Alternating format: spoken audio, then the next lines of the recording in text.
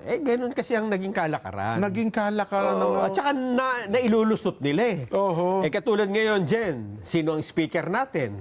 Speaker Boji, Faustino Boji D. Sa isang pagsusuri, lumilitaw na siyang may pinakamalaking budget insertion. Nako, ang dami pala Ganun kasi ang naging kalakaran. Naging kalakaran ng... At saka nailulusot nila eh. Oho. Katulad ngayon, Jen, sino ang speaker natin? Speaker Boji, Faustino Boji D. Sa isang pagsusuri, lumilitaw na siyang may pinakamalaking budget insertion Ba? sa DPWH. Itong 2026? Oo. 1.1 billion. Ba, jackpot. Oo. Baka naman di niya alam yan. Baka naman ipinasok lang yan. Isabela 6 District ito, Jen. Oho. 2.68 billion pesos nadagdag sa distrito niya. Nako. Ang dami pala Nadagdagan nga yung mga... Insertion. Ano yan na? Yung unang bahagdan, region. Legislative district. District representative. Yes. Tapos DPW's proposed budget. Ano ibig sabihin nun? Yan yung budget niya dyan sa distrito na yan. Ayun, kasi Secretary yun. Itong House proposed DPW's budget. Yung version ng House. So, halimbawa, yung kay Boji D, from 1.1, naging 3.7 billion. So, ang naging insertions daw sa kabuuan? 2.6, 2.68. Nako. Ibig sabihin, ang pinopose lang ni Secretary Dizon, 1.1 billion. Pagdating sa House, naging 3.7. Ay, sinasabi nilang insertion. Kasi hindi naman yun ang pinopropose ng department. Hindi yung galing doon sa mismong NEP. Dinagdagan. Oo. Pati pala si Chairperson Micaela Swansing, ang Chairperson ng Appropriations Committee, ay meron din pong insertions. Ano na yan, Jen? Ha? Yan parang rank na yan mula sa pinakamataas. Ang sumunod ay yung Apro Chairperson, di ba? Si Swansing? Oo, si Micaela. Ang idinagdag niya sa budget ng DPWH, 1.7. Mas malaki pa ang idinagdag kaysa sa original.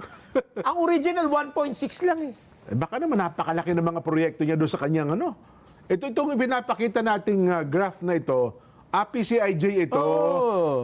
Base sa kanilang nakuhang listahan. At yung kanyang nanay ng APRO, Swansing din. Swansing, yes. Sultan Kudarat. Kung di ko nagkakamali, baka nanay niya po ito eh. Sultan Kudarat, Sultan Kudarat. Kasi dati sa distrito nito si Micaela, tatay niya yan eh. Diyan niya ako nagtataka eh, mag-asawa, magkahiwalay eh. Yung isa na nasa yung tatay no, sa Bisiha, yung mananay, nandun sa Sultan Kudarat. Tingnan mo rin, 2.3 naging 3.8. 1.5 ang insertion niya. Insertion. Billion po yan, ha? Christopher Gonzales, Region 8 ito. Eastern Samar. Ito 877. Pero meron pa rin Almost 1 billion pa rin. Uy, totoo ba ito? Si Kong Toby. Toby Chanco. Toby. Ang pinropose na sa nabotas, sapagkat napakalit lang naman ang nabotas. Alit lang. 362 million. Magkano dinagdag niya? 1 billion, 1.1 billion, pare ko. Nako. Saan pa ilalagay ni Kong Toby yung proyekto sa nabotas? Ano yan? Pagpapatayo ng yung malaking, ang tawag natin dito? Hindi, ano yan? Bulungan? Yung nasisira kasi yung dyan lagi. Oo nga pala, yung dike, no? Yung dike. Siguro nga. Yung seawall, di ba? Di ba, pero teka lang, di ba tinututulan ni Kong Toby rin yung mga insertions na yan? Hindi. Di ba sa tutol dyan? Hindi ako tutol dyan. Ganun ba? Pero nga meron ako. Di ba? Di pala tutol, sorry. Tinututulan ko yung sarili ko? Sa Pangasinan, 6th District. Premisias, Agabas, Marilin. Naku, 1.7 pare ko. Yes. So, dinagdagan niya kanyang insertion, naging 740 million. Yung kanyang dagdag. Davao del Norte 1st District.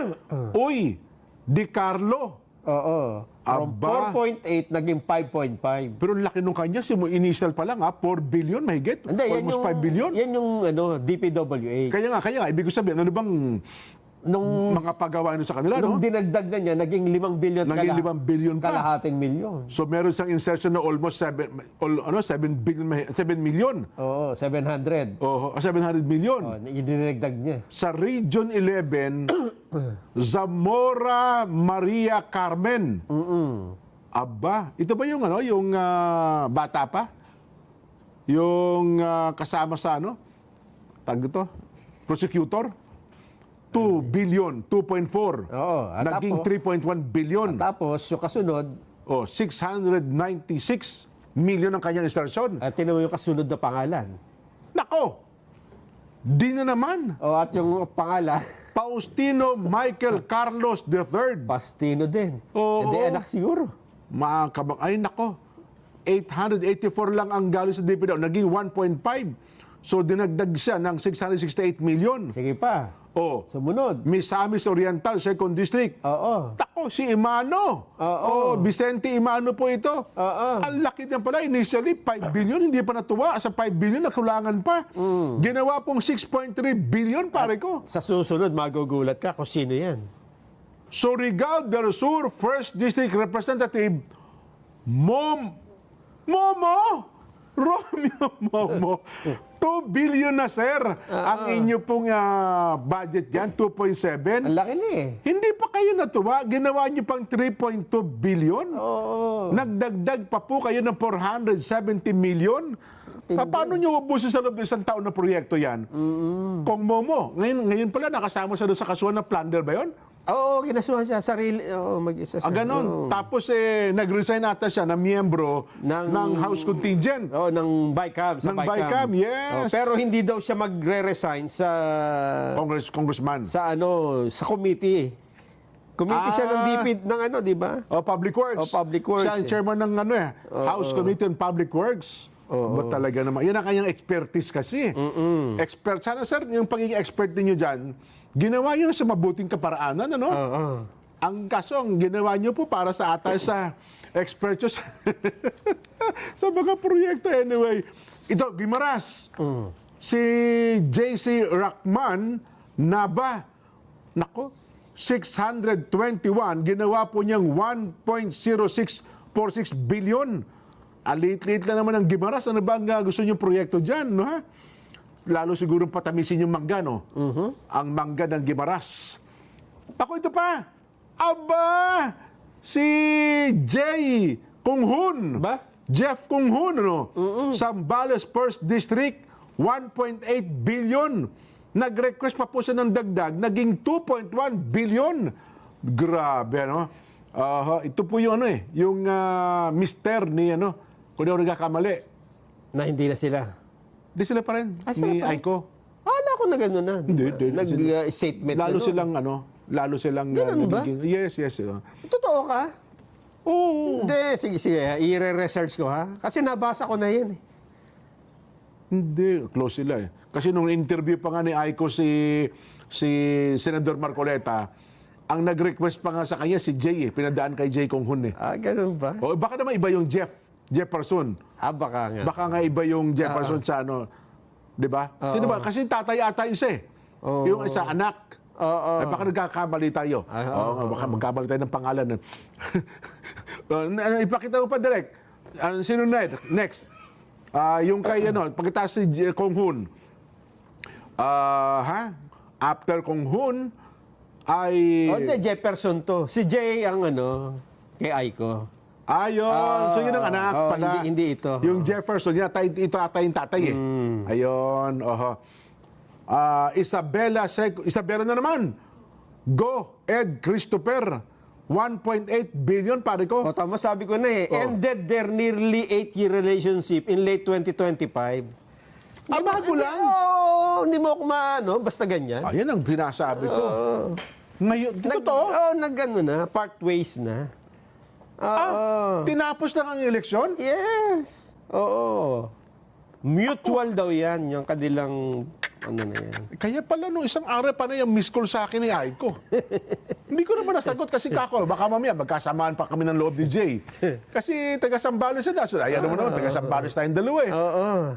Pero sige, pagkatas na pa yan sa programa, Aiko, tatago. Makamusta man lang natin, ano ha? Buti ito, mga congressman dyan, may insertion. Oo. Mamaya, hindi naman congressman, bilyon-bilyon ang nakuha. Ganon? Oo. 7.1 billion pesos. Ayun. Matindi. Sino yung yung last? Baka sabihin, Jen, pinutol nyo. Tapusin natin. Yung dalawa. Yung may natitira pa. Isabela Go Christopher, no? Isabela na naman eh. Oo. Bataan. Nako. Si Kong Roman Antonino. Antonino. Oo. 360. So, paano ito ngayon? Kung may insertions pa rin, Nelson? Bagay, again, naninindigan tayo, Nelson, na wala namang masama talaga sa insertions sapagkat yan po ay amendments. Pero, tingnan natin yung project dyan. Yan. Baka sabihin na sa atin, Jen, yan ho naman patutunayan namin sa inyo na yung proyekto na yan ay ito talaga naman totoo. At paano nakalusot? Oho. Di ba sa... Mukhang... Di ba, ibig sabihin pinayagan eh. Yun na nga, yun na nga. Dahil mukhang yan ang pinagtalutan nung nakaraan eh. Kaya hindi sila magkasundo-sundo. Di ba sabi nga nung... sino ba yung congressman na hinahanap namin yung proyekto namin eh. Bakit wala eh? Nawala. Ibabalik namin sa sa national government. Pero nakalipas sa isang araw, hindi na pala ibabalik, okay na. Ay, nako. Sa Senado ba? Walang Binawasan nga nila eh. Hindi, yung mga senador, wala nakalista. Naku sila man. Kasi doon nakaraan, di ba, may mga insertions daw sila eh. Wala ngayon. Kasi nga, binawasan pa nila. Ayun. Di ba kasabihin ng PCIJ? Wala pa. Standby lang kayo dyan, ha? Ba't hindi? Yan din ba yung sinasabi ni Kong Lian Libista noong isang araw? Kasi may binabanggit si Kong Lian eh. Yan din ba yung binabanggit niya na akala natin safe na tayo doon sa ating Sa mga pambansang insertions? Meron pa rin pala. Nako. Mabuti pa itong Philippine Ports Authority, mga kababayan. Naitala po kasi ng PPA ang matatag na financial at operational performance ngayon pong 2025 na sumasalamin po sa patuloy nitong pangako na patatagin ang mga pantalan ng ating bansa habang naghahatid po ng episyente at makataong serbisyo para sa mga pasahero, manggagawa sa pantalan at mga stakeholders sa buong bansa. Umaabot daw po sa 24.97 billion ang kita ng PPA. Mabuti pa itong PPA, Sa halip na humingi ng pondo sa gobyerno, sila ang nagpapasok ng malaking pera sa gobyerno. Ito daw po ay katumbas ng 10.57% na pagtaas mula po sa dating 22.58 billion na natala sa kaparehong panahon noon pong 2024. Ayun! Congratulations po, PPA! At kayo hubay maglalakbay sa pamamagitan ng ating mga sakyang pandagat, gaya ng barko, roro, ferry, iba pa?